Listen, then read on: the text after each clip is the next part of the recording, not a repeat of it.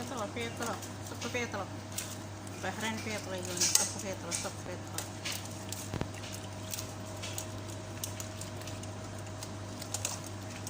రొయ్యలు పీతలు మిక్సింగ్ చేసి వండాలి కూర.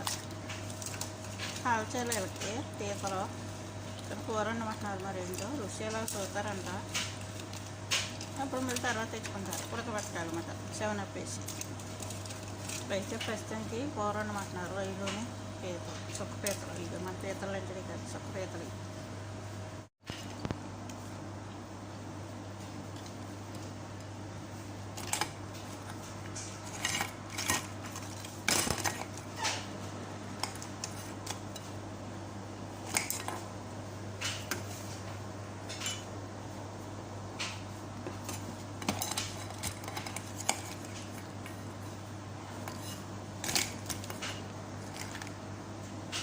ఇలాగా